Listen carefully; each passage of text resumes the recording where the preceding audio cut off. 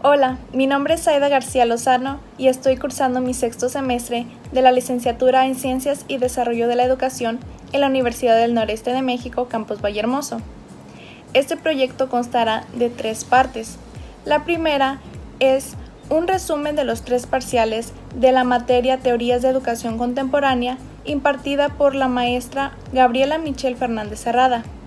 La segunda parte es 2 entrevistas, una a una docente con más de 10 años de experiencia y otra a una alumna a casi egresar como docente. Por último, es una conclusión de estas 2 entrevistas.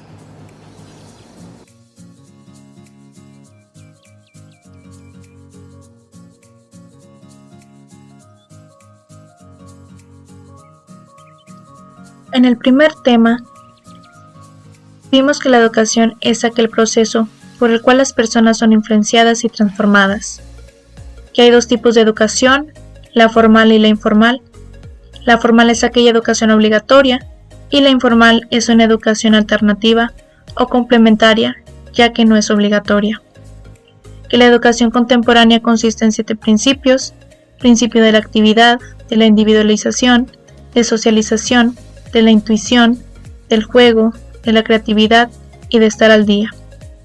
Y que la educación se basa en 4 pilares y fueron definidos como aprender a conocer, aprender a hacer, aprender a ser y aprender a vivir con los demás. En el segundo tema vimos varias teorías contemporáneas, la teoría cognitivista y la constructivista. La escuela en crisis, que esta hace referencia a la ausencia de conocimientos sobre cuál debe ser el papel de la educación. La escuela tradicional, que era donde solo el docente era un agente activo. La nueva escuela, que se centra en el niño y propone cambios respecto al programa, al manual escolar y al papel del maestro. Y la educación en el marxismo, que combina la educación junto con el trabajo productivo. En el tercer tema, vimos que el pensamiento lateral es un término acuñado por Edward Bono, el cual es una técnica para resolver problemas y situaciones de una forma imaginativa y un enfoque completamente creativo. Es por eso que, para llegar a una solución de una problemática, se deben hacer las preguntas correctas, y esto es de lo general a lo específico, y usar la creatividad para generar nuevas ideas o conceptos haciéndonos más originales. En el cuarto tema, vimos que la educación se encuentra en un constante cambio y es por eso que se crean propuestas políticas para su mejora tanto en nuestro país como en otros, por ejemplo España. Algunas de estas propuestas son la reorganización del sistema educativo nacional, programas nacionales de lectura y escritura, destinar más fondos públicos a la educación, entre otras.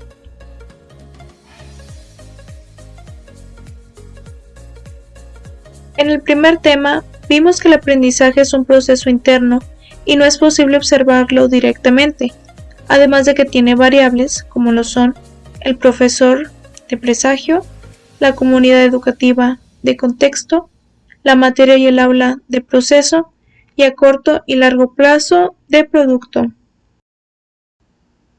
En el segundo tema, vimos que las condiciones de aprendizaje son los eventos que ocurren internamente y externamente en el estudiante.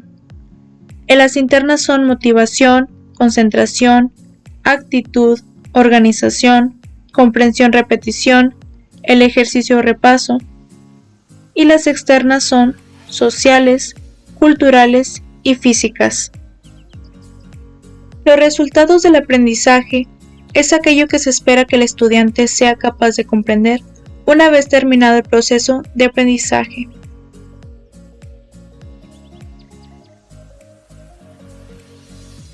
En el primer tema, vimos que los agentes educativos son todas aquellas personas que de manera intencional, organizada o sistematizada contribuyen con la atención, cuidado, desarrollo y educación de las niñas y niños.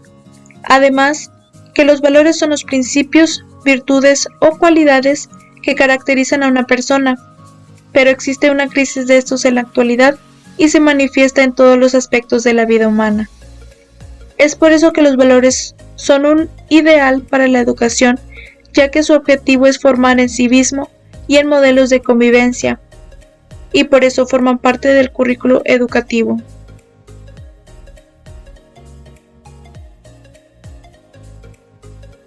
La familia es un grupo fundamental para el crecimiento y realización integral de las personas y sus comunidades, ya que es la célula básica de la sociedad, ya que provee los valores, creencias y modos de ser y de expresarse de los sujetos que los componen por medio del ejemplo.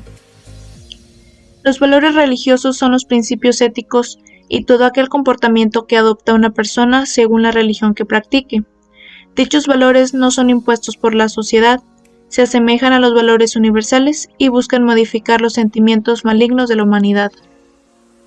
La relación entre educación y Estado ha ido acompañada por la preocupación de ir mejorando la calidad de los aprendizajes y hacer más eficientes los resultados. La filosofía para niños. Esta es una herramienta para una educación democrática basada en el diálogo y la resolución no violenta de los problemas. Esta es una propuesta creada por Matthew Lipman que indica que su objetivo es desarrollar y mantener viva en ellas una actitud crítica, creativa y cuidadosa del otro.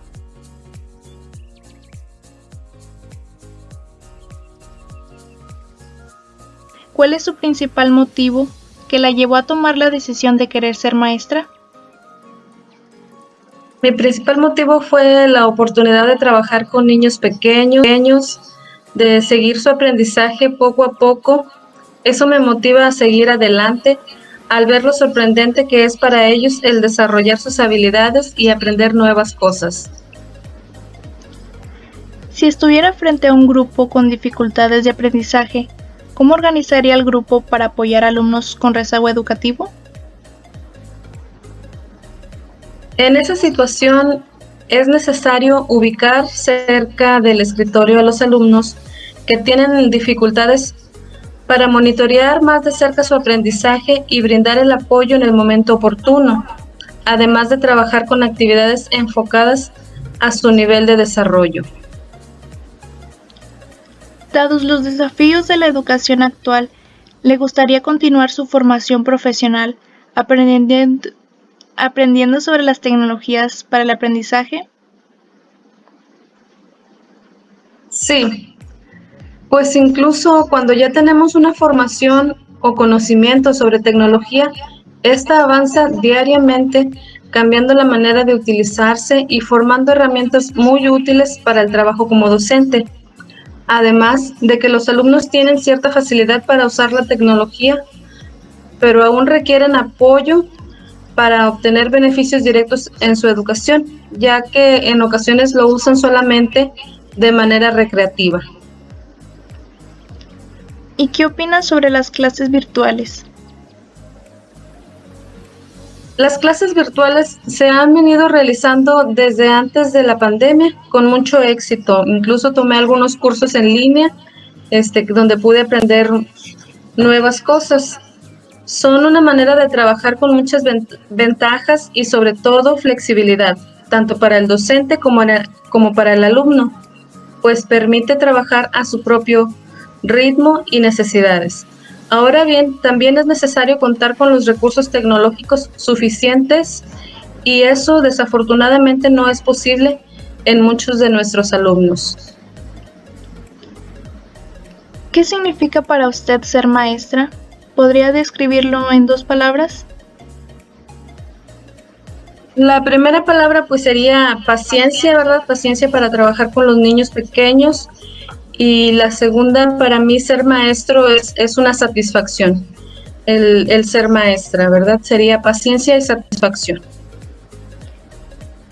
¿Por qué considera importante estudiar las teorías de educación contemporánea? Pues como en todos los ámbitos, la educación permanece en constante cambio.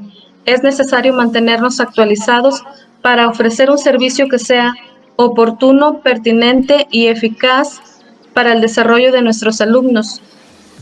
Es por ello que el docente debe permanecer actualizado en su formación académica de manera continua.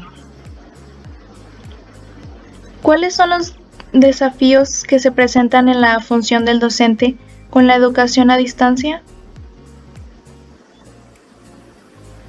El desafío principalmente es mantener la atención y motivación por aprender de los alumnos, pues a distancia es más difícil involucrar y mantener el ritmo activo de trabajo, porque sienten que están solos y cuando tienen dudas es más complicado atenderlos de forma inmediata, como cuando estamos de manera presencial. ¿Cuál es el desafío más grande que experimentó en su función docente? El desafío más grande siempre es al inicio del ciclo escolar, pues es necesario conocer a los alumnos y sus necesidades de aprendizaje. También el adaptarse a la forma de trabajo diario, pero conforme pasa el tiempo, esta relación se va facilitando, formando un trabajo con los alumnos que nos da buenos resultados. ¿Considera que como docente tiene áreas de oportunidades que requiera de fortalecer? ¿Y cuáles serían? Sí, es necesario mantenerme actualizada en cuanto a las nuevas tecnologías para utilizarlas como herramienta de aprendizaje con mis alumnos, pues estas van cambiando día a día con opciones que facilitan su uso diario. ¿Cuáles son los errores que considera que no debe cometer un profesor? Pues no se debe menospreciar a algún alumno, pues todos son valiosos y tienen diferentes habilidades. Los alumnos son muy sensibles y es necesario que exista confianza entre el maestro y el alumno para que pueda expresarse libremente. ¿Qué estrategias utilizaría para fomentar los valores? Primeramente, es necesario mostrarles información y ejemplos sobre los valores y sus beneficios al ponerlos en práctica. Mostrar siempre que el respeto es la base de una convivencia sana, tanto con los maestros como entre ellos. Y en su experiencia como docente, ¿cuál es la mejor experiencia que pueda compartir sobre un momento en el que notó que su conocimiento, acompañado de su esfuerzo y actitud, dio como resultado el aprendizaje esperado? En mi caso, al ser maestra de primaria, trabajo con primero y segundo grados, mi mejor experiencia es ver a los niños cuando aprenden a leer y escribir, sobre todo con los alumnos que tienen mayores dificultades. Considero que debemos dar confianza a nuestros alumnos para que sientan seguridad al intentarlo y evitar frustraciones cuando se equivocan. Notar el avance da una enorme satisfacción por el trabajo realizado.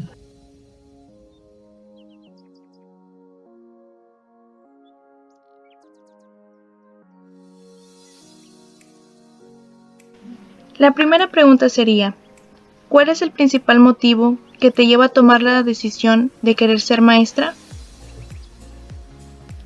Buenas tardes. Bueno, más que nada, lo que me impulsó a ser maestra fueron los niños y pues mi familia. Si estuvieras frente a un grupo con dificultades de aprendizaje, ¿cómo organizarías al grupo para apoyar a alumnos con rezago educativo? Más que nada, investigaría diversas formas de trabajar con niños con dificultades de aprendizaje. Una vez que pues ya haya investigado, trataría de incluir a todo el grupo y pues buscaría trabajos que se acoplen a su ritmo de aprendizaje. Y dado los desafíos de la educación actual, ¿te gustaría continuar tu formación profesional aprendiendo sobre tecnologías para la educación? Claro que sí. Me encantaría tomar diversos cursos de cómo llegar al aprendizaje del niño con esta nueva tecnología que vemos hoy en día y pues además aprender más de cómo desenvolverme frente a una computadora y el cómo usar diversas aplicaciones. ¿Qué opinas sobre las clases virtuales? Bueno, en lo personal creo que es algo muy práctico y bueno. pues ya que los niños pueden estar más vigilados por los padres, pero lo único que pues no me agrada es que es más difícil lograr un aprendizaje significativo frente a una computadora. ¿Qué significa para ti ser estudiante de una licenciatura en Ciencias de la Educación? ¿Podrías describirlo en 2 palabras? Bueno, pues más que nada es un orgullo, porque trabajar con niños, trabajaré con niños que algún día que me vean y que sean unos profesionales, pues espero que me digan, gracias maestra, gracias porque pues gracias a usted estoy aquí donde hoy estoy. ¿Por qué consideras importante estudiar las teorías de educación contemporánea? Pues más que nada para orientarme y pues para saber más cómo solucionar cualquier problema que se presente. ¿Cuáles consideras que son los desafíos que se presentan en la función del docente con la educación a distancia? Pues primero que nada el internet. Si un niño no cuenta con internet, pues no podrá conectarse en línea o no podrá comunicarse con el maestro. Y pues también el no contar con algún aparato electrónico traerá muchos problemas. ¿Cuál es el desafío más grande que experimentaste en tus prácticas pedagógicas? El interactuar con un niño que tenía un síndrome de Asperger, ya que es un niño con el cual tienes que tener mucha paciencia y pues entregarte al 100 y lo mejor de ti. ¿Consideras que como estudiante tienes áreas de oportunidades que requieras de fortalecer y cuáles serían? Bueno, pues yo creo que no. Muy bien. ¿Cuáles son los errores que consideras que no debe cometer un profesor? Bueno, más que nada el enojo, la frustración y pues perder la paciencia. ¿Qué podemos hacer para fomentar los valores? Bueno, yo creo que primero que nada es hablar con los niños y pues explicarles lo que son los valores y además pues realizar acciones buenas frente a ellos. En tu experiencia como estudiante de la licenciatura en educación, ¿qué deseas que te caracterice como maestra? Bueno, pues a mí más que nada es pues mi carisma, mi manera de ser y pues que los niños se sientan bien conmigo y que digan, esta maestra es buena, me gusta ir con esta maestra. Y por último, ¿por qué has elegido esta profesión? Bueno, la elegí porque es una de las profesiones en la cual transmites todo lo que tienes dentro de ti, porque te impulsa a querer ser mejor persona y porque está en ti, en que un doctor, un abogado, un arquitecto, etcétera, llegue al éxito y que todo sea gracias a ti.